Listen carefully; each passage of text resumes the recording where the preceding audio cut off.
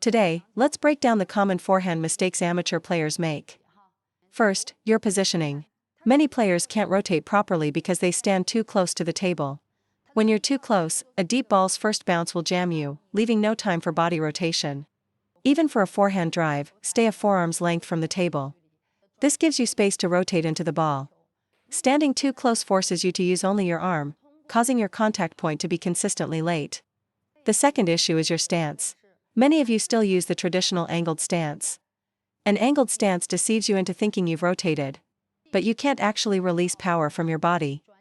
Modern technique demands a square stance, not the outdated left foot forward position. A square stance guarantees a stable center of gravity. Your shoulders should face forward, and your rotation must originate from your torso. True rotation is not created by simply placing one foot behind the other. The mistake is thinking a deep back foot equals rotation. You've only cleared space, not coiled your core. Think of it like wringing a towel. You need to twist it tightly to get a powerful snap on release. So, you must learn to create that coiling tension in your body. If your body and legs move right together, you are not loading any power. The beginner's foot pivoting drill is only for learning initial body coordination. To generate power with your body later, you need a stable, low horse stance. In this stance, your feet stay planted. The rotation is driven by your hips and knees. Only by creating this tension can you generate explosive power. If your feet pivot with your body, you get coordination but no real power. Third, your body action.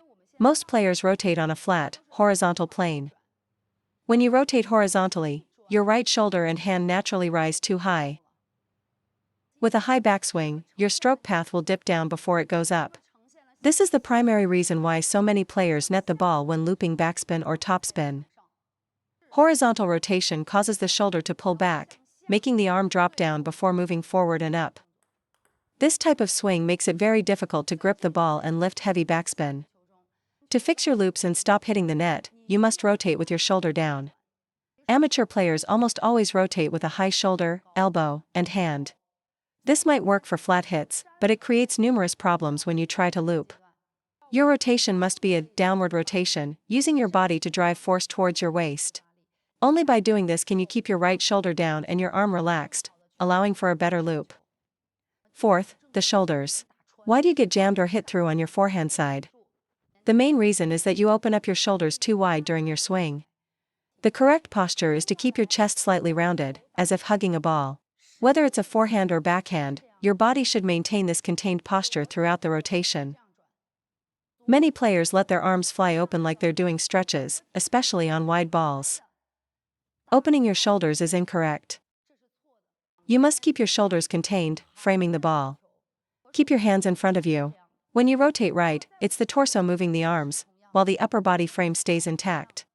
The common problem is having a good ready position, then flaring the shoulders open on the backswing. Once you open your shoulders, your arm speed and shot frequency will drop. Your movement is no longer compact. There are no wide, expansive swings in high-level table tennis. Players with good technique are always compact. An open swing inevitably leads to just swinging your entire arm. Table tennis is too fast for that. It demands explosive power from a compact motion. If you open up, you'll be too slow to recover and lose control of the ball. Additionally, your non-playing hand must rotate in sync with your playing hand. Forehand, backhand, backspin, topspin, your left hand must mirror the rotation of your right. The force from both hands must move in the same direction. If your non-playing hand is static, you're only using half your body.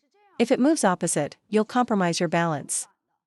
Now, let's fix the biggest forehand problem, pushing the ball. Beginners develop a pushing habit just to get the ball on the table. Once this pushing habit is ingrained, your entire game will feel slow. It's slow because after pushing, your transition to a loop becomes an upward or sideways push. This pushing motion is the root cause of low-quality shots, a small margin for error, and low consistency. You can't generate power by pushing, your consistency is low, and you can't handle fast or heavy spin. The pushing motion only creates a usable arc on very slow balls. Correct forehand mechanics require you to open your forearm on the backswing and close it through contact. This is how you create a proper trajectory with an outside arc. The reason you push is simple: you never open your forearm. Your forearm is stuck to your body, and you're just using your torso to jab at the ball. To fix this, don't change your follow-through. Change your preparation before contact. You must learn to open your forearm out to the side. The starting position is different for a drive, a topspin loop, and a backspin loop.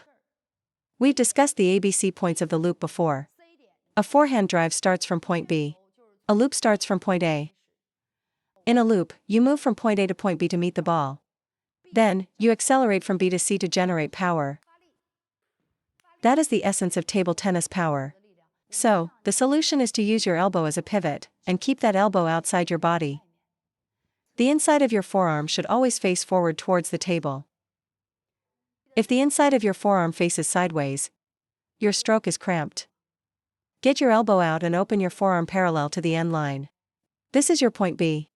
If you can consistently swing from this outside position, point B, towards the center line. The stroke path isn't just side to side, it has a forward component, creating a half-circle trajectory. The ball is round, so all of your movements must create an arc. It's not a straight line, it's a curve. When you transform all your strokes into arcs, your consistency will improve dramatically. When I get my elbow out and open my forearm, swinging from right to center, I create a standard supination-pronation action. Once this opening and closing motion has enough speed, you will naturally generate power. So you must fix the habit of keeping your hand and elbow too close. If they are close, you will never achieve real forehand power. For a loop, simply extend your backswing from point B further back to create a point A. Point A is for loading power. Point B is the contact point. And point C is the acceleration and follow-through. When looping, you must start from point A and ensure your racket is open at point B to find the acceleration and proper arc. Sixth, your direction of force. Your arm must move forward to meet the ball. From the start of your swing, the upper and lower arm must move together. Don't lead with just your elbow, forearm, or swing sideways. There's a forward drive first, then the wraparound. This principle applies to drives, loops, and lifting backspin. Never let your arm segments separate before contact. You must drive into the ball as a single unit. The motion is, drive forward, then wrap your forearm around the ball. Many people can't lift backspin because a chopped ball offers no pace to work with. It's slow, heavy with spin, and has no forward momentum. Without that initial forward drive from your body, you will struggle to lift these heavy backspin balls.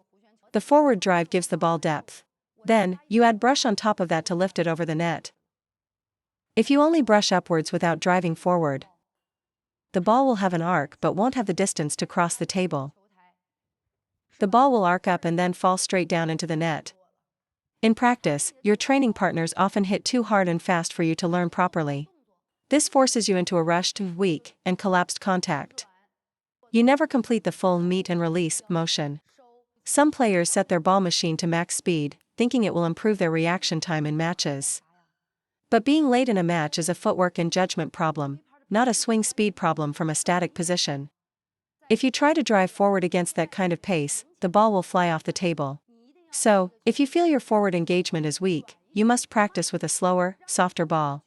This is the only way to truly feel the sensation of driving into and meeting the ball.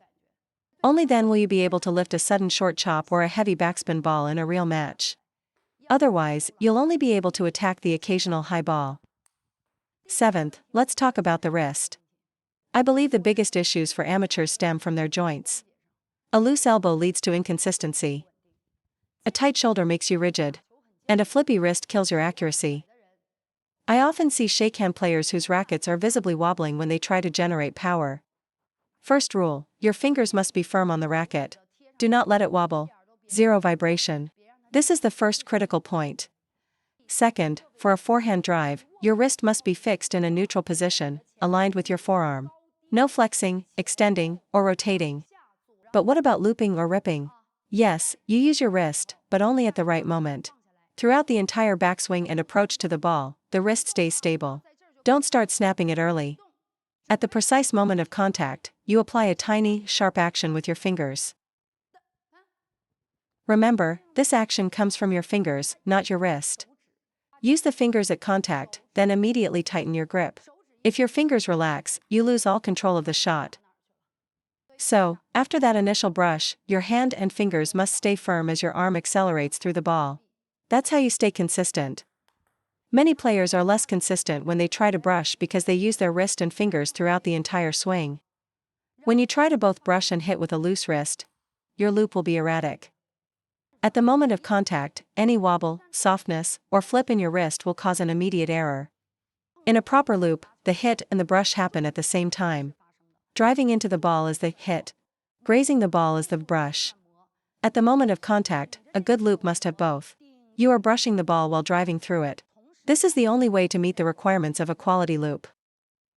The hit and the brush must be simultaneous.